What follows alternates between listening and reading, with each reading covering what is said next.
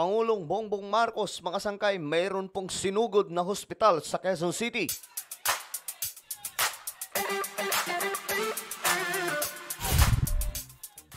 Yo guys, what's up? This is me. I'm back.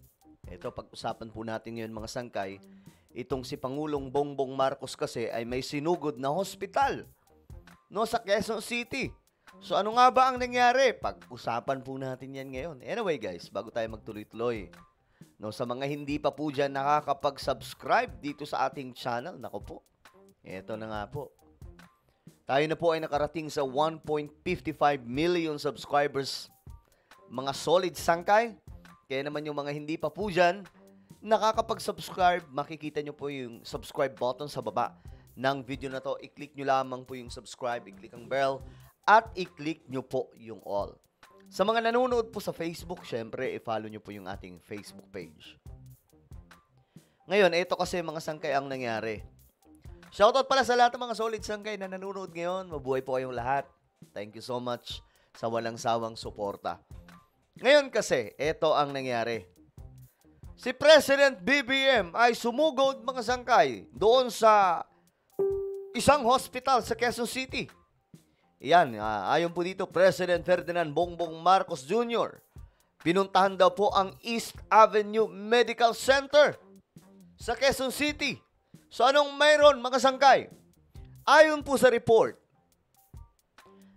inobserbahan daw po, pinuntahan ni PBBM itong East Avenue Medical Center para po maobserbahan ang ongoing development, okay, nitong implementation ng Zero Balance Billing Program.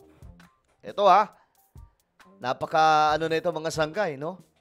Napakagandang malaman na mismo ang presidente ng Pilipinas ay tinitingnan. Ayan po, tiningnan daw po ni Pangulong Marcos ang development nitong East Avenue Medical Center.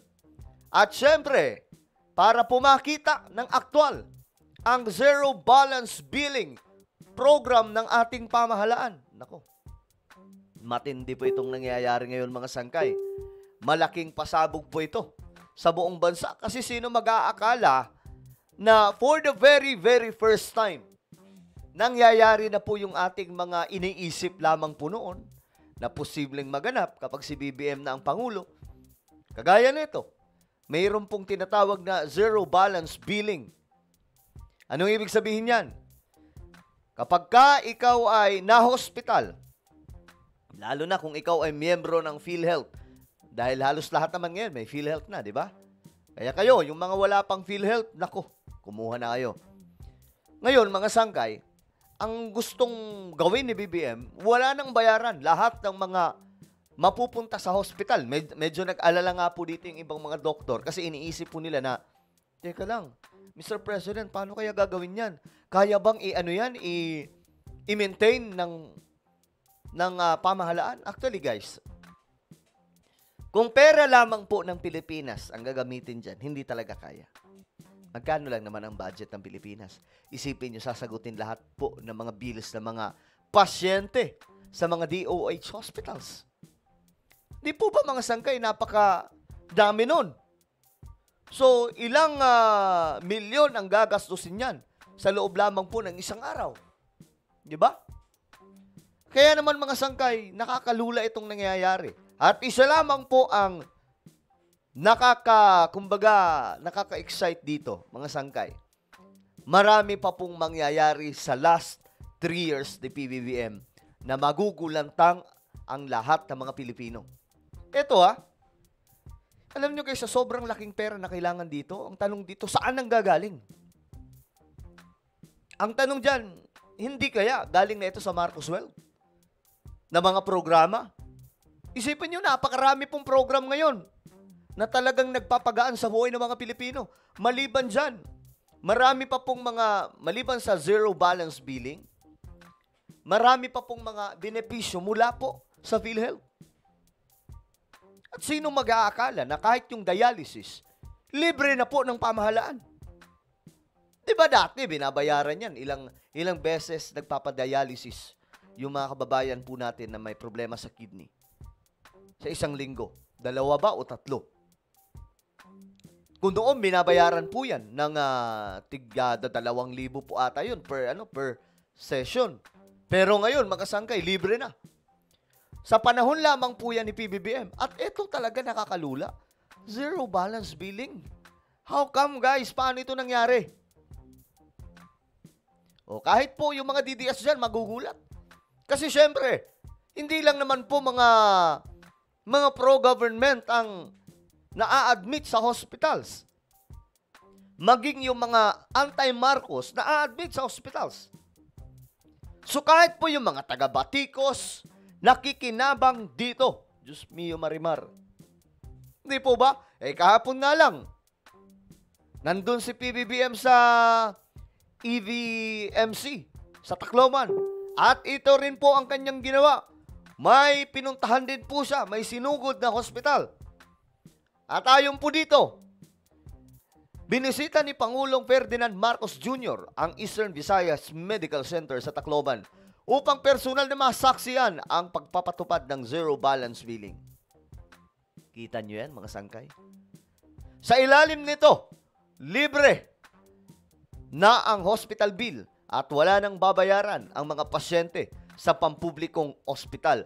Tiniyak nito na may abot kaya at maayos sa serbisyong medikal para sa bawat Pilipino nang hindi pinapasan ang mabibigat na gastusin. O, kita nyo? Ito mga sangkay, ito si ate. Swerte ni ate, na-highlight po siya dito eh. Alam nyo kung magkano yung bill niya dito? Ayan po si ate oh.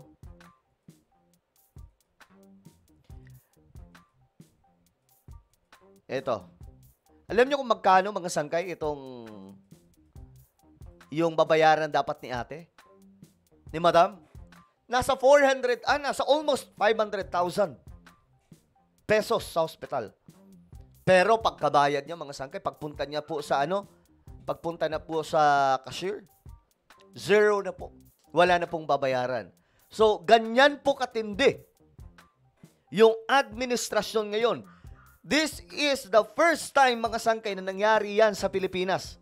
Wala pong ibang pangulo na nakagawa niyan. Si BBM lamang. Sino mag-aakala? Libre? Diyos mio Marimar. Napakaraming ngayon mga sangkay, nagpapagaan sa buhay ng mga Pilipino. Na mga programa ni Pangulong Bongbong Marcos. Kaya naman, kahit itong nakakatuwa, kahit po taga-Batikos, di ba? May mga DDS dyan. Batikos ng Batikos, pero nakikinabang po sila. Di ba? Ang nakakatawa pa dyan, kinukonekta nila sa Malasakit Center ni Senator Bongo. Guys, hindi po ako against dyan. Approve yan sa akin. Pero kung ikukumpara po natin yan dito, pambihira dito na. Kasi guys, hindi po yan yung tipong tinggi-tinggi lang. Kundi talagang limas ang babayaran mo. Wala ka ng babayaran. Ganyan kalupit yung programa ni PBBM. Na ang tanong ko dito, guys, saan nanggagaling ang pera?